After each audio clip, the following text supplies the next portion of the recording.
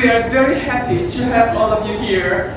And on behalf of Democracy Today, I want to thank you for accepting our invitation and joining us today. We had a very interesting celebration of awards, Young Women Peace Awards. And I was saying, starting very small, as South Caucasus Young Women Peace Award 6 years ago. We expanded to North Caucasus, then we involved Syria, and now we are all over the world.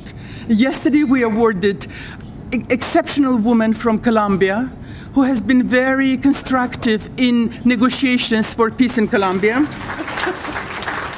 And also Baghdadi Women's Association from Iraq, who have been doing tremendously important work protecting women's rights and providing them counseling from rape and torture.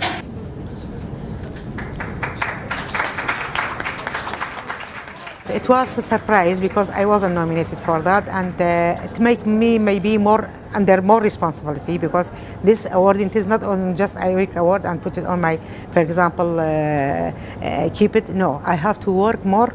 I have to use this as a tool. That this is very important thing for me and give me more confidence, give me more power and more responsibility in the same time.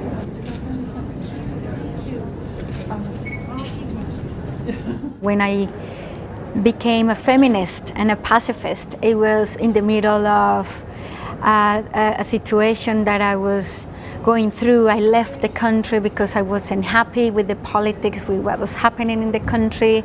I was in the business sector, but I didn't feel like it was appropriate, it was the right thing to do. I wanted to do something more, something challenging, but something that transformed society.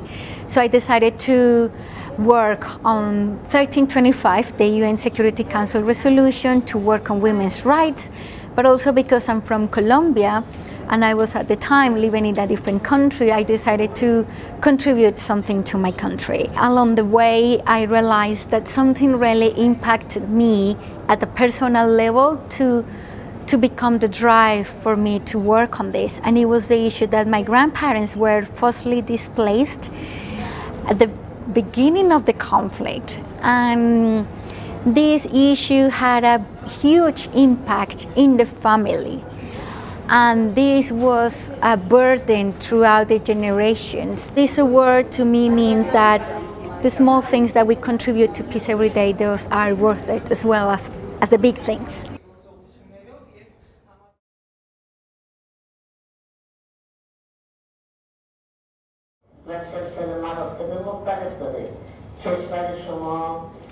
Bonjour à tous, chères participantes, chers participants. Je souhaite remercier avant tout l'association Democracy Today pour l'organisation de cette 5e conférence internationale qui contribue à la valorisation et à la promotion du rôle fondamental des femmes dans le processus de paix.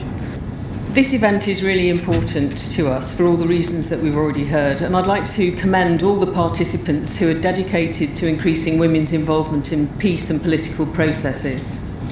I was sorry not to be able to attend last night's awards ceremony, but I really think it was an excellent opportunity to recognise the contribution women can and do make to promoting peace and mitigating the negative impact of conflict.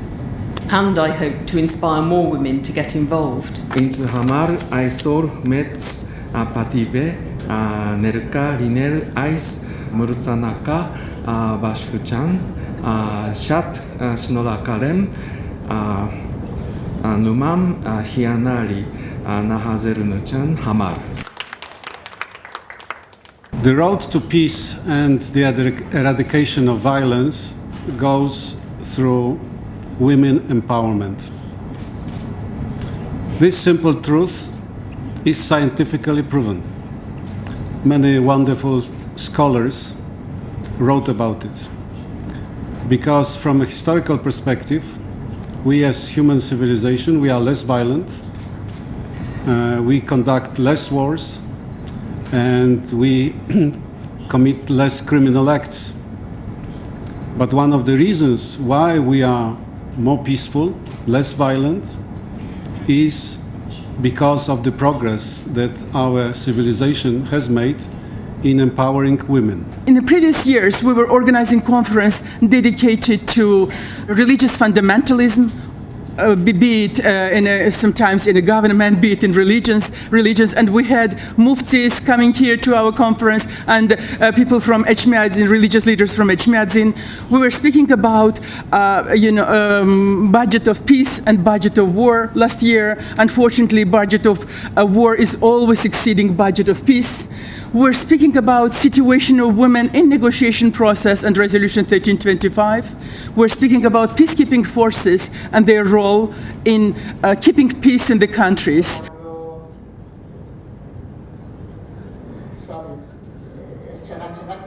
Coming from a country which has officially overcome war and we are not in a conflict. It took me a while before I could understand that we are, as Germany or with other European countries, we are externalizing these costs and we are exporting war with our export championship in arms trade. We are still the third biggest arms trader in the world. We our industrial production is harming nature, but also human beings in the whole world. We are exporting our waste.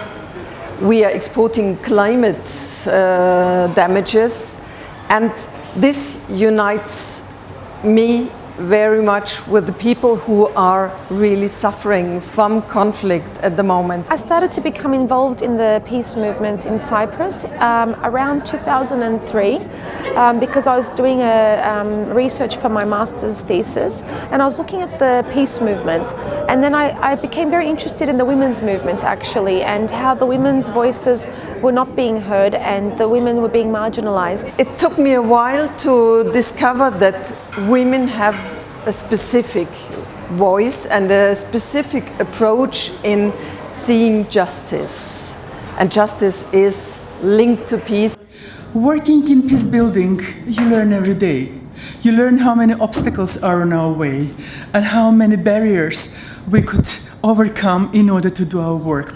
The European Union now is implementing its second gender equality action plan and has spent billions of euros to promote gender equality worldwide and of course at home in the EU member states. Hundreds of millions go to women, security and peace targets, which is very important for the European Union as well. In Cyprus, we have some improvements happening at the level of the peacemaking process and political decision making.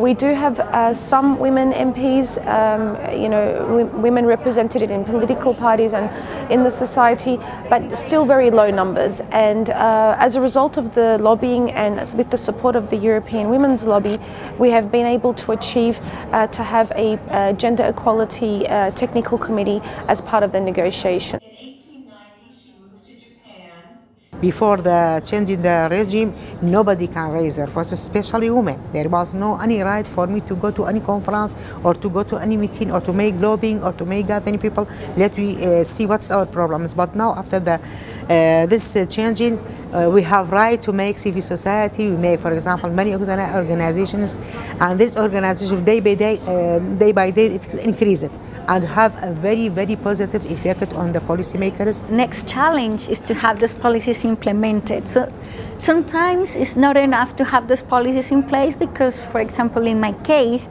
in the Colombian case, we have amazing legislation, great legislation. It's been acknowledged at the international level.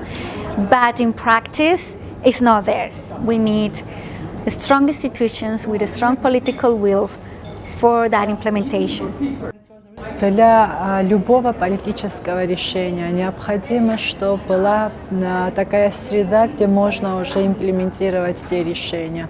Самое главное и самое тяжелое как раз создать ту среду. We have been able to develop communication, political dialogue, and to get closer to government. But again, government continues to be this solid, slow, bureaucratic structure that is hard to penetrate, and it's hard to make it move and faster as we need. They are operating behind closed doors and they are not sharing information, and I think it's very important for us as citizens to hear from the decision makers and from these committees. What are they deciding? What are they talking about? And how can we contribute actually? You know, it's not a two-way communication process, and for us this is very important.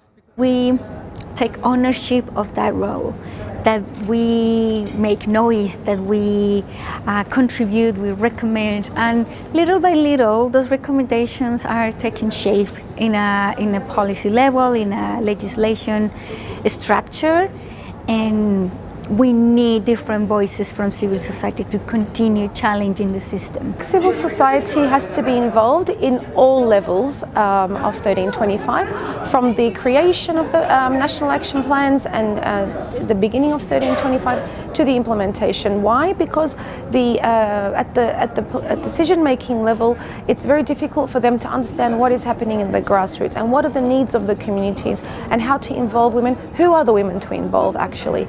I think that it should be included in every step of this process, but in a real way, not like symbolically. And we are trying to do this by implementing this law and monitoring this law in our country, but also putting the issue of the peace and justice and reconciliation as an important topic of actual politics. NGOs or the civic society is just like a bridge between the people who have been violated with the people who they have to do something for them. I'm a woman, and I'm interested in human security issues as the basis of peace and for repairing the world. That's the big question. How can we move things forward in a way that doesn't alienate the people who now have the power? And men on a personal basis, working together to change the ground and creating linkages to policymakers and people in power for them to engage with your conversation. So it becomes a 2, 3, 4-way street